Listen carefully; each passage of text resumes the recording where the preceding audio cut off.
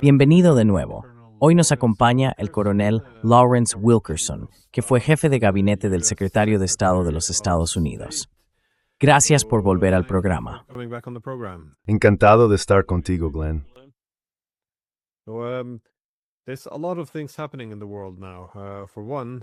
Están pasando muchas cosas en el mundo ahora mismo.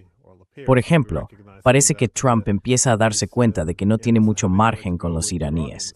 No creo que esté dispuesto a admitir una derrota, pero vemos que ese tipo de retórica empieza a aparecer más en Estados Unidos. También estamos viendo otras cosas, la capacidad de Rusia para equilibrar a la OTAN en Ucrania, y además que China parece imponerse en la guerra económica. Así que, si tomamos un poco de distancia, ¿hacia dónde crees que va todo esto?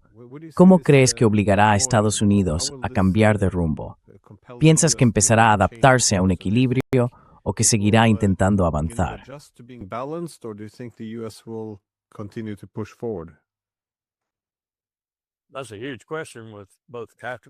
Esa es una pregunta enorme, con implicaciones tácticas, operativas y estratégicas. Empecemos por las más importantes. Primero, ya sabes lo que pienso sobre el movimiento inexorable del poder hacia el este. Y diría que la situación estratégica es que China está ganando y no quiere hacer nada que interrumpa esa victoria. Protegerá sus márgenes, por así decirlo, pero no quiere hacer nada que altere su triunfo.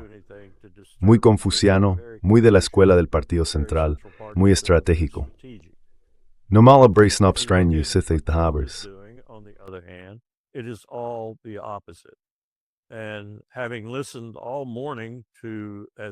Y después de haber escuchado toda la mañana a personas tan distintas como Steve Walt, Chris Hedges, David Petraeus, Doug McGregor y muchos otros, mientras daban su opinión sobre lo que significa esto siendo el supuesto acuerdo o algo parecido entre Irán y Estados Unidos, estoy confundido, completamente confundido.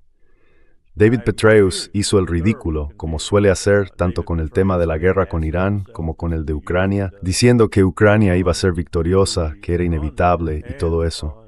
Y me dije a mí mismo, ¿para qué empresa está trabajando ahora? Esa que está patrocinada por BlackRock, KKR o algo así. Está haciendo propaganda para ellos.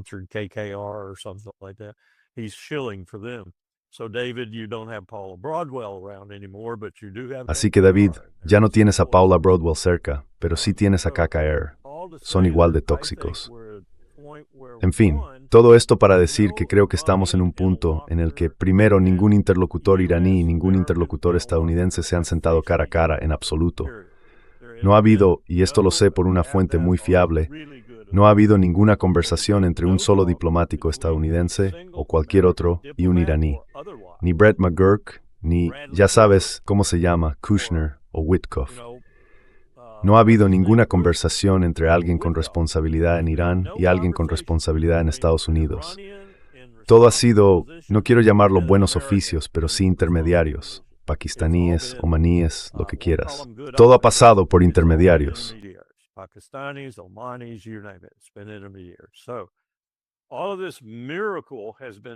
Todo este supuesto milagro se ha conseguido desafiando el primer principio de la diplomacia. Como dijo un hombre que escribió Relations of Nations, ahora mismo no recuerdo su nombre, pero estuvo un tiempo en Newport, en la Escuela de Guerra Naval. No se puede hacer diplomacia sin algún tipo de relación cara a cara, porque el primer ingrediente de la diplomacia es la confianza. Y si no hay ninguna confianza, o incluso hay un déficit en ese sentido, entonces hace aún más falta para poder construir un mínimo de confianza. Y eso no ha existido en absoluto. Así que dicho esto, yo no le doy ningún crédito. No veo nada en este supuesto acuerdo. He leído 4 o 5 versiones que sea viable, que vaya a suceder. Y creo que Donald Trump está frenético por encontrar una salida a todo esto, porque al menos empieza a darse cuenta del desastre que está provocando en algunos aspectos.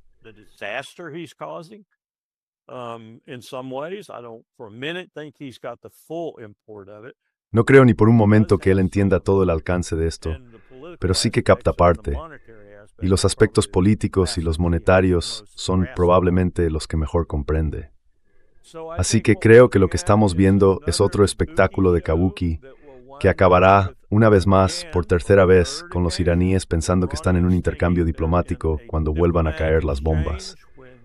Y esta vez será tan ineficaz como antes, salvo porque matará a muchos civiles inocentes en Irán. Y si incluye, como algunos me dicen que incluirá, un pequeño componente terrestre para intentar hacerse con uranio, tendremos prisioneros de guerra y muertos apareciendo en las pantallas de Teherán. Esa es mi valoración de cómo está la situación en lo que respecta a Ucrania, como le decía a Lasha esta mañana.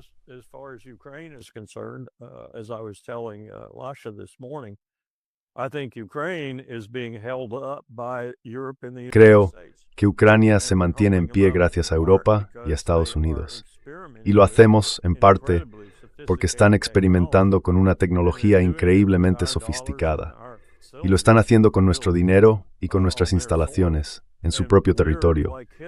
Y nosotros somos como Hitler en 1936 en España, observando a los Stukas en picado y ajustando su rendimiento en consecuencia.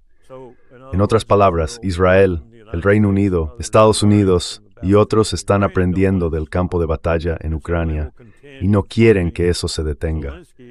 Así que seguirán financiando a Zelensky mientras mantenga eso en marcha y siga experimentando con nuevas formas de guerra dentro de su país. Es una situación espantosa.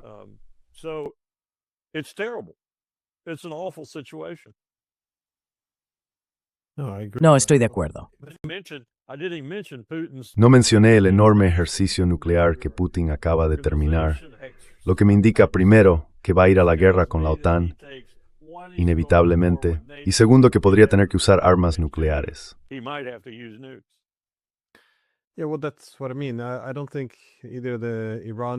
Eso es a lo que me refiero. No creo que ni los iraníes ni los rusos esperen diplomacia o paz por parte del otro lado. Y de nuevo, eso es lo sorprendente de la diplomacia. Hay una desesperación enorme por encontrar la paz, pero los estadounidenses y los iraníes ni siquiera pueden sentarse a hablar entre ellos. Y bueno, pasa lo mismo con los europeos. Se niegan a hablar con Rusia después de tantos años. Es una actitud diplomáticamente inmadura. Quiero decir, es absurdo que estemos en este punto. Pero además hay otra similitud, la posible escalada. Como decía, ni los iraníes ni los rusos creen que su contraparte quiera realmente un acuerdo de paz que reconozca un nuevo statu quo, que en esencia sería un statu quo poshegemónico. Por eso los rusos están realizando ahora sus maniobras nucleares.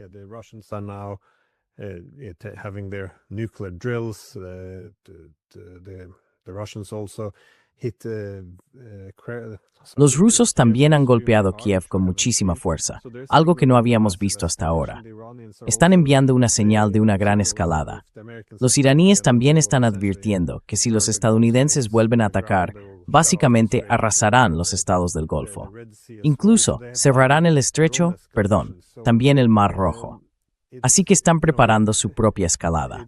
No es un buen día, ni un buen momento para la diplomacia. Pero, ¿esto es desesperación? ¿O cómo interpretas la falta de voluntad o la disposición real para mediar con la otra parte? Porque en Europa, de nuevo, es bastante absurdo. Dicen que no quieren que la guerra continúe, al menos eso afirman, pero no quieren hablar con el adversario. Exigen tener un asiento en la mesa de negociaciones, pero al mismo tiempo no quieren hablar con los rusos. Es algo realmente extraordinario. Durante tu tiempo en la Casa Blanca, ¿viste algo parecido a esto?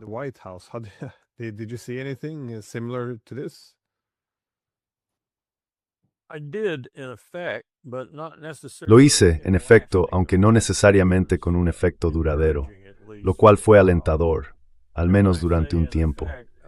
Y cuando digo en efecto, me refiero a que vi al vicepresidente de los Estados Unidos actuar de una forma totalmente inescrutable. Es decir, nadie podía entender qué estaba haciendo ni por qué lo hacía, bloqueando una y otra vez los esfuerzos del secretario de Estado, que además contaban con el respaldo del presidente en 2 ocasiones. Pero el vicepresidente intervino e incluso llegó a revertir decisiones del propio presidente en lo relativo a Corea del Norte, intentando evitar que tuvieran incentivos para seguir adelante con su programa nuclear hasta conseguir una bomba.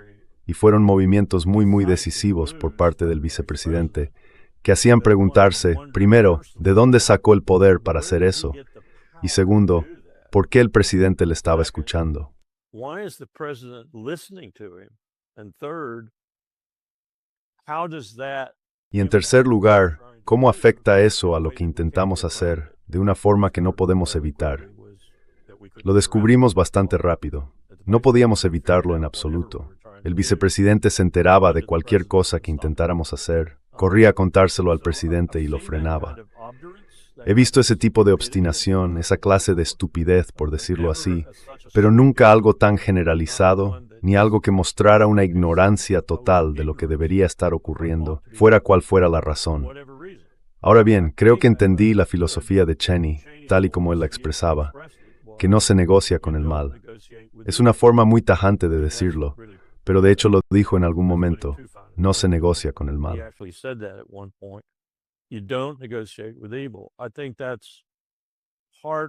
Creo que eso forma parte de por qué el presidente, que tenía ese lado suyo que era realmente, y no estoy criticando el cristianismo aquí, pero era verdaderamente cristiano, y eso le atraía. Bueno, Trump desde luego no tiene ese lado, pero sí tiene esa parte que dice, por la razón que sea, tengo que hacer lo que Bibi Netanyahu me diga que haga, sin importar cuánto le disguste o cuánto pueda pensar que va en contra de los intereses de su propio país. Aunque no creo que ese sea un cálculo que Donald Trump use muy a menudo. No creo que le importe lo más mínimo el interés de su país. Le importa el suyo propio y el de su familia. Así que sí, he visto cosas parecidas antes, pero nunca de esta forma tan extraña en la que Donald Trump hace las cosas.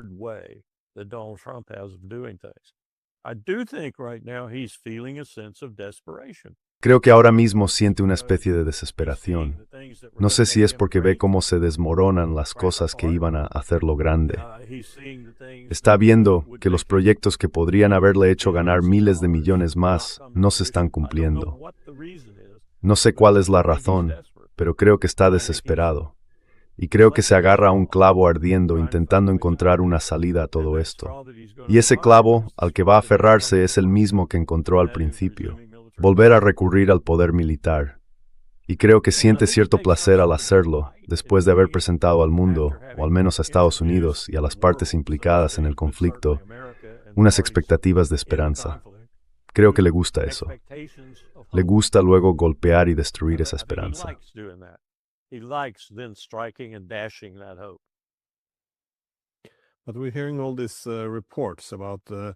Pero estamos escuchando todos estos informes sobre una gran ruptura entre Trump y Netanyahu. De nuevo, no estoy seguro de si es real o no, pero también hay informes más creíbles que dicen que Netanyahu está cada vez más desesperado, que Israel se encuentra en una situación muy complicada. Una vez más, esta guerra contra Irán no está saliendo como se había planeado. El objetivo era eliminar al principal adversario de Israel y empezar a reconfigurar toda la región a su favor. Y ahora, al apostar todo a esto, las cosas no están yendo como se esperaba, por decirlo suavemente. Así que, ¿cuáles son las opciones de Israel en este momento? ¿Qué esperas de Netanyahu? ¿Simplemente intentar reiniciar la guerra y confiar en que salga bien?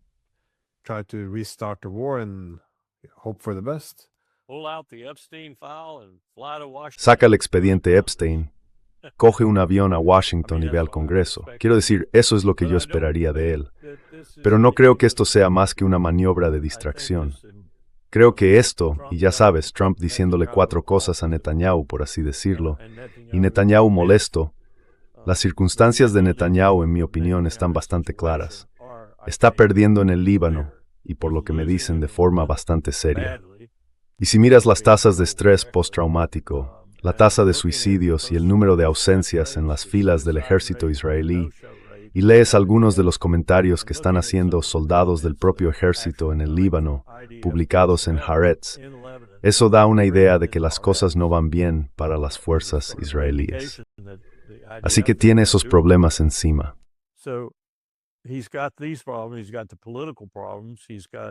Tiene problemas políticos. Puede que tenga unas elecciones antes de lo que pensaba, pero creo que sigue siendo un momento que él considera oportuno, aunque todo esté ocurriendo así, un poco acelerado. Y si tengo razón en que tiene material de chantaje sobre Trump, no creo que eso haya desaparecido. Entonces, ¿Por qué Trump estaría ahora dispuesto, por ejemplo, a exponer a Melania a lo que Bibi pudiera filtrar a la prensa o lo que sea, cuando antes no lo estaba y parecía dispuesto a llegar hasta el final para evitarlo? Si esa era la situación. Si la situación tiene que ver con los miles de millones de Miriam, tengo entendido que Miriam está un poco molesta con Bibi Netanyahu en este momento.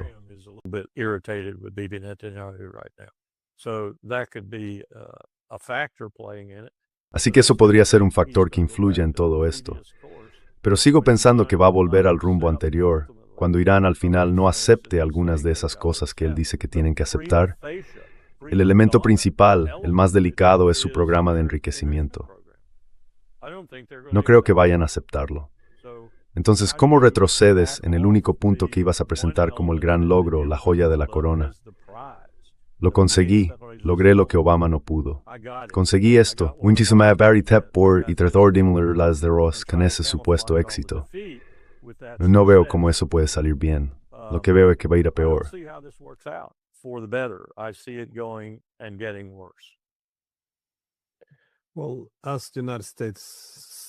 Bueno, mientras Estados Unidos está atascado en Irán, probablemente pensando en otro ataque, ¿dónde queda entonces en sus otras campañas?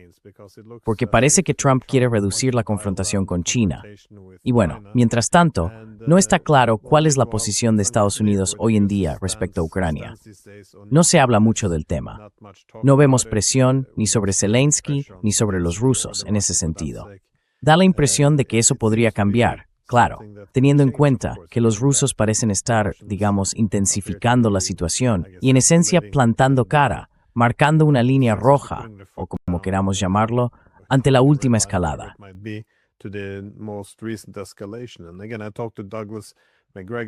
Y de nuevo hablé con Douglas McGregor.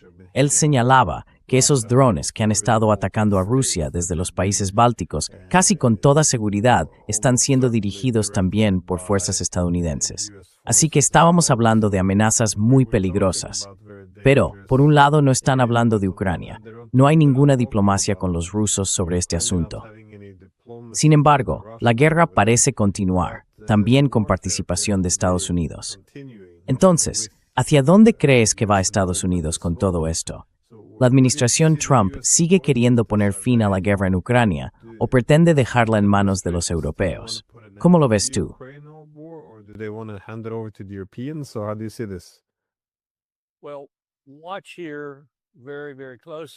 Bueno, fíjate muy de cerca, porque vamos a llevar a cabo una operación de captura, ya sea en La Habana o donde quiera que esté Raúl, y sacar a Raúl Castro de Cuba. Eso será un espectáculo aparte que todo el mundo podrá ver muy pronto. Dicho esto, creo que Putin ha demostrado su atención al detalle, por así decirlo, con ese ejercicio de fuerzas nucleares que acaba de concluir el 21 de mayo. Creo, un ejercicio importante que incluyó a Bielorrusia y prácticamente todo, o al menos un ejemplo de casi todo, el arsenal nuclear ruso, salvo una detonación real de un arma nuclear. Y la verdad, pensé que quizá llegarían a hacerlo, incluso en los detalles del ejercicio que publicaron, tal vez en alguna zona del interior de Rusia. Así que él sabe perfectamente lo que está ocurriendo.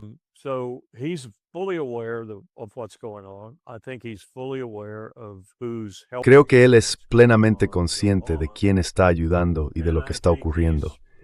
Y creo que está, más o menos, entre un 60 y un 65% seguro de que en algún momento va a tener que ir a la guerra con la OTAN. En cuanto a lo que implicará esa guerra y hasta qué punto podría escalar, eso dependerá sobre todo de la OTAN, porque no creo que él quiera ampliarla después de castigar a algún pequeño miembro rebelde de la alianza. Hay tres que me vienen a la cabeza de inmediato, que están haciendo cosas que no deberían hacer y apoyando cosas que no deberían apoyar, ya sea con tropas estadounidenses, británicas o de otro tipo en su territorio, o con su propia gente haciéndolo. Creo que estamos en una situación muy peligrosa. Y me alegra que Putin esté en Moscú, sinceramente, porque probablemente sea uno de los líderes más cautelosos del mundo, junto con Xi Jinping en lo que respecta a este tipo de cosas. Pero no va a aguantarlo para siempre. En algún momento va a responder, y lo hará de una forma que nos obligará a apartarnos, a retroceder, a alejarnos, o ya sabes, a redoblar la apuesta.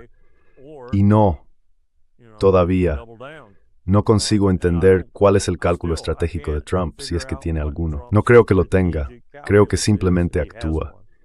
Y no estoy seguro del tipo de consejo que está recibiendo ahora. Me han dicho que en lo que respecta a Irán, su consejo es claramente no hacer lo que acabo de decir que creo que va a hacer. Entonces, ¿por qué digo que creo que lo va a hacer si el consejo del jefe y de otros?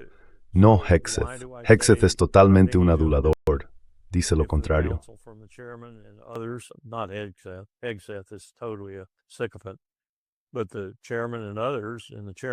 Pero el jefe, y otros también, y el jefe ahora, debido a la última enmienda a la Ley de Seguridad Nacional de 1947, tiene acceso directo al presidente, no tiene que pasar por el secretario de Defensa.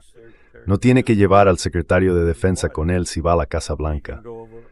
Puede ir por su cuenta, como jefe del Estado Mayor Conjunto, y puede dar asesoramiento militar directo al presidente de los Estados Unidos y al Consejo de Seguridad Nacional. Puede ir y dar su opinión. Entonces, C.Q. Brown está yendo allí y dando un consejo que contradice a Hegseth. No lo sé. Pero sí creo que estamos volviendo a la guerra en esa zona. Y creo que Putin ya ha decidido que va a tener que enfrentarse a la OTAN. Y pienso que ambas cosas son muy peligrosas.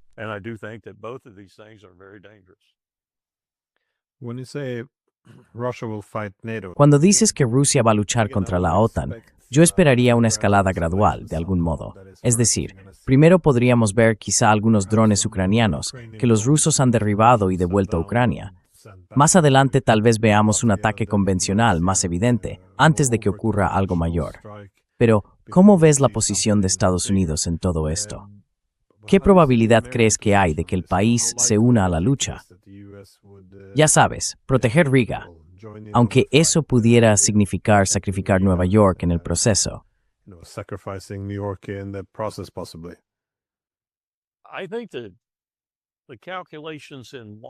Creo que los cálculos en Washington y también en otras partes del aparato militar, y ahí incluyo al comandante en jefe por muy distante que esté de todo esto, creo que serían algo así como, está bien, ya está hecho, está completo, se acabó.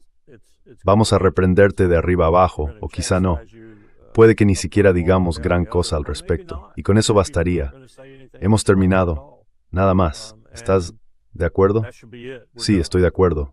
Es una llamada telefónica de Trump a Putin, o de Putin a Trump. Y la lección se enseñará y se aprenderá, eso espero. Y la gente será más prudente en el futuro. Eso es lo que me gustaría que saliera de todo esto, aunque la verdad no lo sé.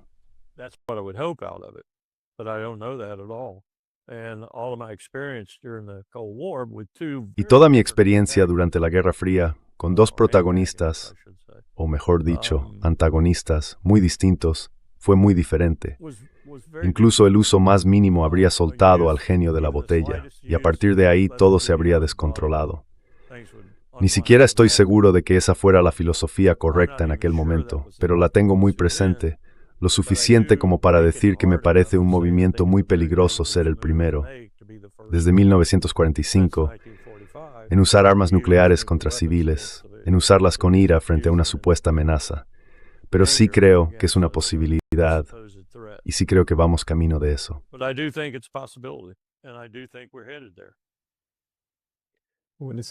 Cuando dices que vamos en esa dirección, ¿también crees que estamos caminando dormidos hacia otra guerra mundial? Quiero decir, ¿ves algún paralelismo histórico o cómo lo interpretas tú?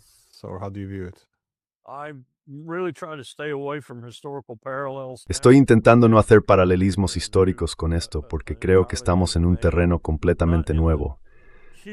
No en el gran conjunto de lo que podríamos llamar las realidades geopolíticas. Ya sabes, potencias que suben, potencias que caen, todo eso.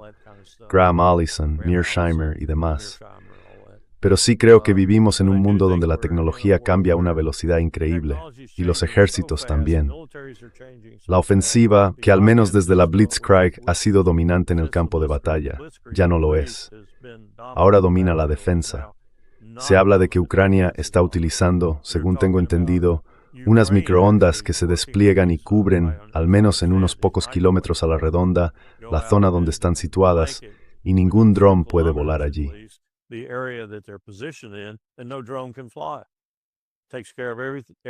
Sí, elimina cualquier amenaza de drones en la zona, pero son muy caros, muy difíciles de mover. Necesitan personal para operarlos. Tienen un alcance corto, de unos 2 o 3 kilómetros, y habría que llenar el campo de batalla con ellos. Ahora mismo no hay tantos, ni hay suficiente gente para manejarlos. Así que el campo de batalla está cambiando enormemente, probablemente más de lo que ha cambiado en los últimos 100 años, y además a una velocidad impresionante. En parte, por los conflictos, por la proliferación de conflictos. Por eso me cuesta volver atrás y sacar algo de la historia para decir, esto se parece a aquello, porque creo que en muchos aspectos esto es algo único.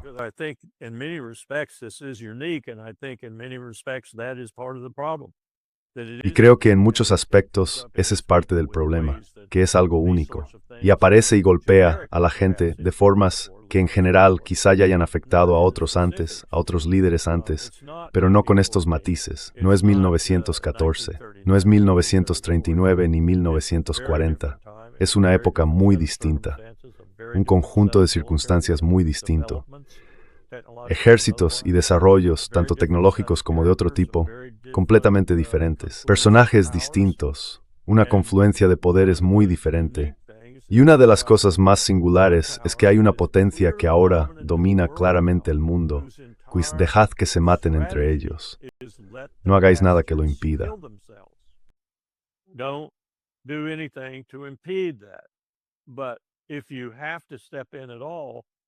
Pero si hay que intervenir, que sea para frenar la velocidad con la que está ocurriendo, porque esa misma velocidad podría volverse en nuestra contra. Creo que es una situación muy distinta a cualquier otra que hayamos tenido, al menos en la era moderna. Y por eso mismo es más difícil analizarla y entender qué puede pasar si es que se puede analizar en absoluto. Además, tampoco hay un buen liderazgo. Y eso se parece mucho a lo que ocurrió en 1914, una similitud muy clara. En realidad no hay un liderazgo sólido, salvo en esa potencia en ascenso y en la que no quiere implicarse, y en algunos de sus aliados, uno de los cuales está muy involucrado en Europa. No creo que se pueda encontrar algo así en ningún otro momento, al menos en mucho tiempo. Es de verdad una situación extraordinaria.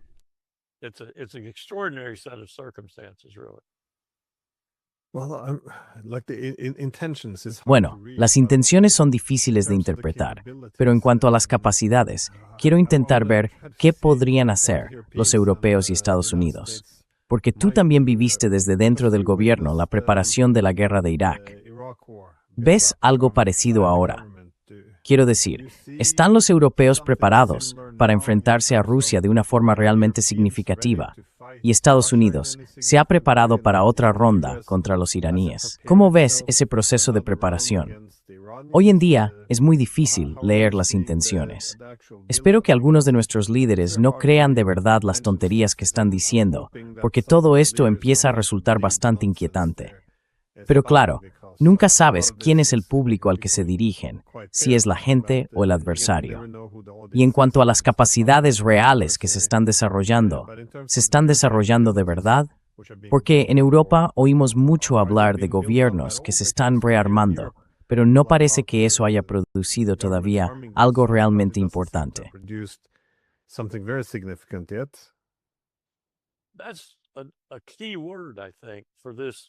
Esa es una palabra clave, creo, para describir este miasma, las capacidades. ¿Cuáles son las capacidades? Por ejemplo, tomemos a Estados Unidos. Está siendo frenado y derrotado por lo que supuestamente no son capacidades. Quiero decir, no hay portaaviones, no hay bombarderos B-2, no hay cazas F-15, ningún F-15 de ataque.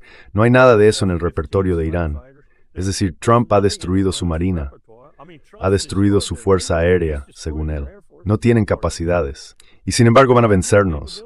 Nos están venciendo porque la naturaleza de la guerra y la forma en que se interpreta el conflicto que rodea a guerra han cambiado de manera radical.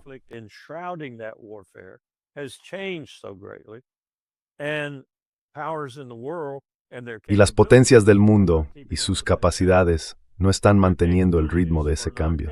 Sus capacidades ya no son lo que eran, lo fueron, pero ya no. Así que es un periodo muy dinámico, por decirlo suavemente. Y es un periodo en el que las potencias predominantes en el mundo son, por un lado, una que no quiere implicarse en absoluto, y que si llegara a hacerlo, probablemente alteraría por completo el equilibrio. Porque ha estado observando, haciendo un esfuerzo for the start de tratar estos cambios. To stay attuned with these changes, and it has an ally that is part and parcel of Y tiene un aliado que forma parte participating activa de esos cambios ahora mismo y que además ha reforzado su base industrial de defensa en ese sentido.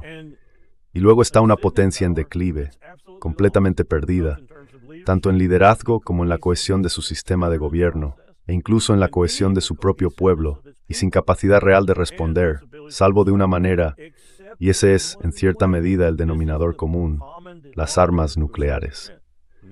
Nunca ha habido un momento, como repite el Boletín de Científicos Atómicos, en que estuviéramos más cerca de su uso que ahora. Hay distintas razones para ello, pero creo que la principal es esa. Una potencia en ascenso y otra en descenso. Y yo voy a detener ese descenso, y esta es la única forma en que puedo hacerlo. Y tengo aliados que participarán conmigo, quizá. And I have allies who will participate with me, maybe. Bueno, ese es también el aspecto incierto. ¿Hasta qué punto los aliados seguirán ahí mañana? Quiero decir, cuando se produce un cambio tan grande en el poder, en la forma en que se libran las guerras, es casi una ilusión pensar que las alianzas no van a cambiar también. It's moving very slowly right now, but we're losing. Ahora mismo todo avanza muy despacio, pero estamos perdiendo Corea. Ya hemos perdido a la gente de 40 años o menos en Corea. Y lo siento, pero los de 40 para abajo van a ser el futuro dentro de muy poco. Probablemente estemos perdiendo Japón. Es posible que ya hayamos perdido Filipinas, aunque aún no lo sepamos. Y luego está la OTAN. ¿Dónde está la OTAN en relación con Estados Unidos? Solo están con nosotros cuando están en apuros, cuando nos necesiten before. If they're in duress to the point where they need us. Pero ¿qué está pasando con Corea?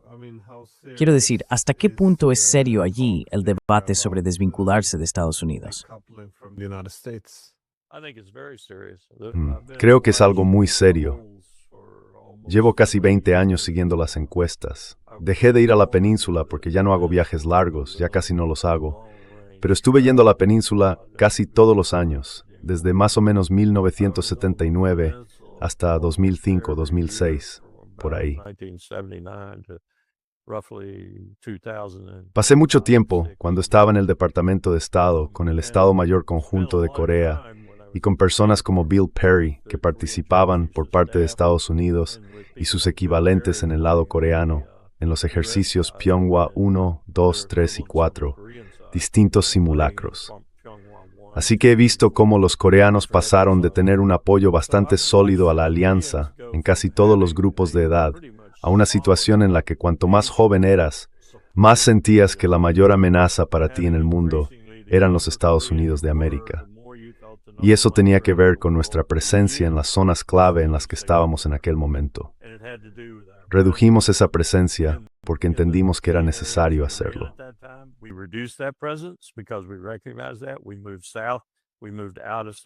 Nos movimos hacia el sur, salimos de algunas zonas clave.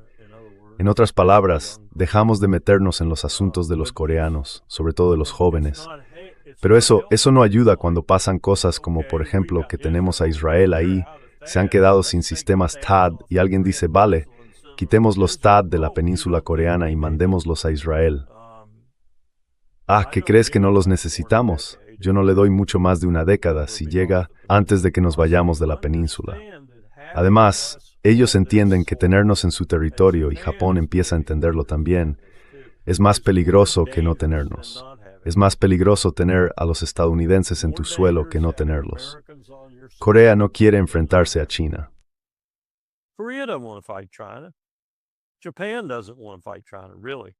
Japón no quiere enfrentarse a China, de verdad, a pesar de esa nueva actitud beligerante que hay allí. No quieren luchar contra China. Quieren mantenerse dentro de la alianza de seguridad porque les da miedo salirse de ella. Pero con el tiempo lo harán. Y Filipinas, ni siquiera hace falta que hable de Filipinas. Y luego tengo que ir a Australia y a otros países de la región que se supone que son nuestros aliados. Y me pregunto, ¿por qué? Estamos hablando de los menores de 40 o de los mayores de 41. Y casi siempre es lo segundo. Es como lo que pasó con la elección de Thomas Massie en Kentucky, o más bien, su fracaso al intentar ser el candidato principal de los republicanos.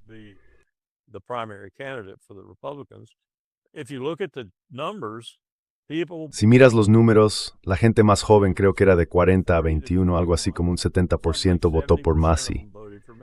De 42 a 50, un 60%. De 50 a 65, un 51%. Todos votaron por Massie. Los de 65 en adelante votaron abrumadoramente por su oponente. Eso te dice algo. Te dice que la gente mayor es la que manda. Ellos votan.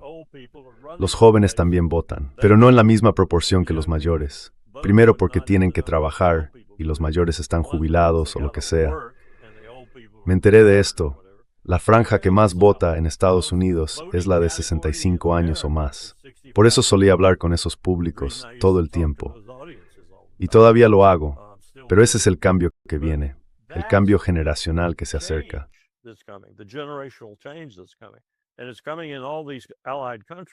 Y eso también está ocurriendo en todos esos países aliados. Sospecho que si uno fuera a Noruega, Suecia, Alemania, Francia y otros países, encontraría una división demográfica parecida en la forma en que la gente vota, en lo que siente y en cómo ve las cosas. No lo conozco tan bien como en Asia, pero diría que el fenómeno es similar. Y eso va a cambiar mucho de lo que está pasando en el mundo, incluidas nuestras alianzas, porque estos jóvenes no nos quieren. No quieren que estemos ahí, no quieren tenernos cerca. Y te diré algo más. Esos porcentajes han aumentado de forma considerable por nuestro apoyo a Israel y a Gaza.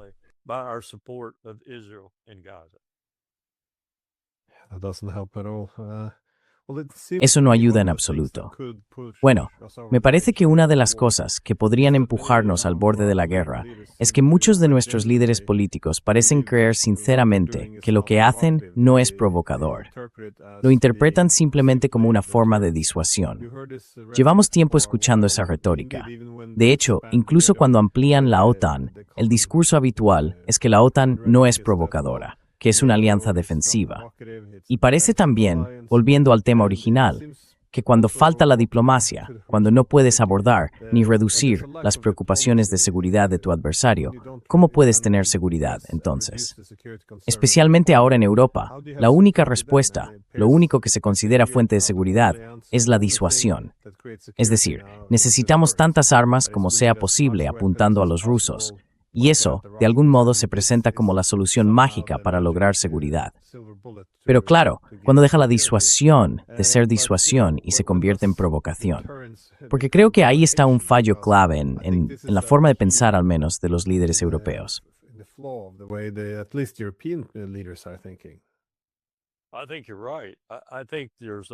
Creo que tienes razón. Creo que hay un equilibrio muy delicado entre la disuasión por un lado y la provocación por el otro, como decías. Y pienso que si uno se acerca al mundo con la idea de que el aumento de armamento, la carrera armamentística o lo que sea, es lo que realmente garantiza la disuasión, está enfocando el problema desde el lado equivocado. Lo que de verdad genera disuasión, si se puede decir así, es la diplomacia. Resolver las diferencias hasta el punto de confiar lo suficiente unos en otros como para no tener que arruinarse construyendo más y más disuasión. Y bueno, se puede decir que no aprendemos esa lección, pero en parte tiene que ver con la dinámica del cambio que está viviendo el mundo ahora mismo, con la incertidumbre y la inseguridad que eso provoca en la gente y con la falta de confianza que surge de todo ello.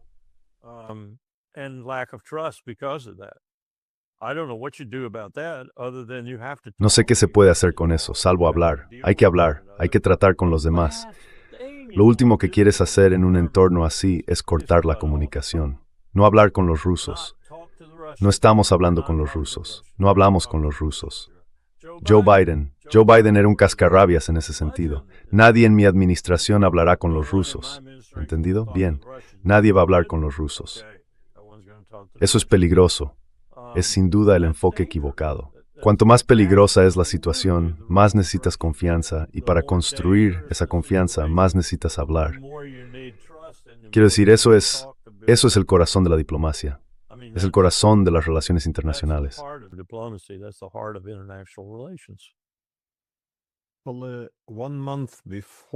Bueno, un mes antes de la cumbre de la OTAN de abril de 2008, en la que la alianza ofreció una futura adhesión a Georgia y Ucrania, Tony Blair, sí, Tony Blair, nada menos, según un cable de Wikileaks, dijo a los estadounidenses que la estrategia hacia Rusia debía ser hacer que Rusia se sintiera un poco desesperada. Es una cita literal, un poco desesperada, refiriéndose a sus actividades a lo largo de las fronteras rusas. Y según sus propias palabras, Rusia debía ser tratada con firmeza y sembrada de confusión. Así que, de algún modo, esa era la receta para la estabilidad, asegurarse de que se sintieran intimidados y desesperados. Nadie sabe realmente qué están haciendo los estadounidenses y los británicos en sus fronteras. Y de nuevo, cuesta entender cómo se supone que eso contribuye a la seguridad. Pero vemos lo mismo ahora con la retórica en torno a Kaliningrado. As to Robisring de que disuade los rusos.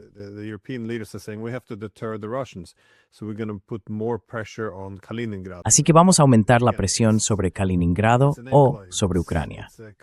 De nuevo, es un enclave, está aislado del resto del territorio ruso y rodeado por países de la OTAN. Estamos hablando de bloquear el acceso en el mar Báltico, de ejercer más presión. Se habla incluso de la capacidad de invadir.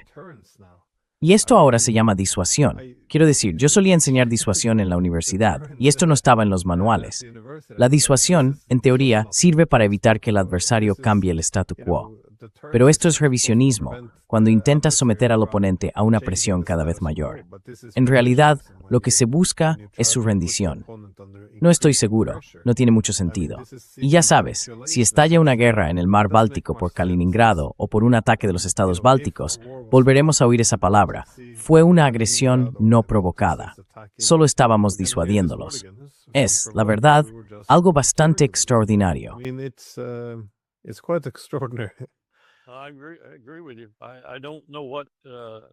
Estoy de acuerdo contigo. No sé qué léxico, qué vocabulario o qué libro tienen en mente cuando dicen cosas así. Y no entiendo cómo los europeos, en particular, frente al peso de la geografía y del pasado, pueden hablar de esa manera sobre el gigante que es Rusia. Hay que llegar a algún tipo de modus vivendi, y ese modus vivendi no puede basarse en algo como voy a plantarme en tu frontera y hacerte sentir incómodo las 24 horas del día, los 7 días de la semana para establecer modo de convivencia contigo. Eso, sinceramente, es una tontería. Eso es Victoria Nuland. Eso es Fred Kaplan. Eso es toda esa gente que piensa así todo el tiempo.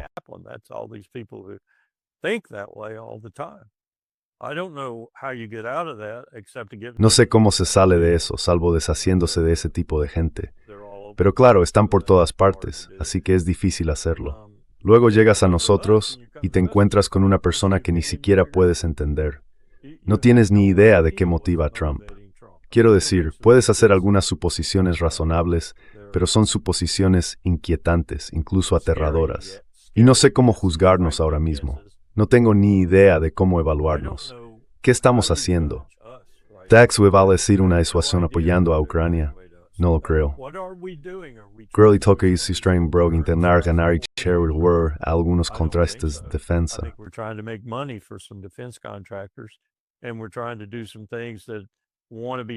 Y estamos intentando hacer algunas cosas que suelen hacer el MI6, el Mossad, la CIA y otros.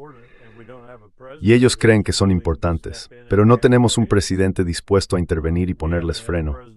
No hemos tenido un presidente así desde hace mucho tiempo. En realidad, desde George H.W. Bush. Y él sí podía intervenir y ponerles freno, porque vivió entre ellos durante 40 años. Los conocía y les había ayudado en algunas de sus actividades más perversas. No me preguntes cómo resolver este problema, sobre todo en el caso de Estados Unidos. Creo que estamos en un serio aprieto. Estamos en un serio aprieto, tanto a nivel interno como internacional.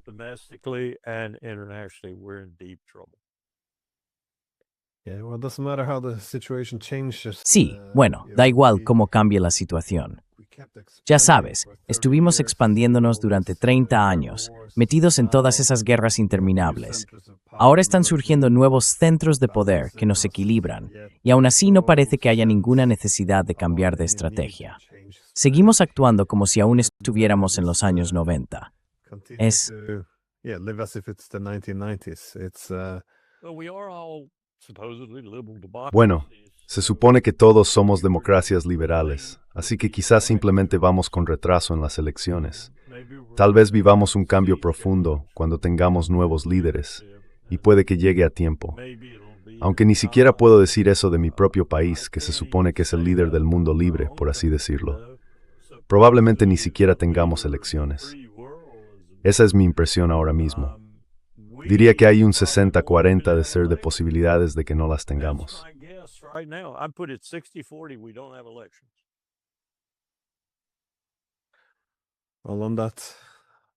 Bueno, con esa nota tan terrible, lo dejamos aquí. Muchísimas gracias. De verdad, espero que te equivoques en esto, aunque claro, nadie desea más que yo estar equivocado. No one hopes Sí. I'm wrong En more fin, than not. muchas gracias por dedicarme tu tiempo y espero volver a verte pronto. Claro, Atis.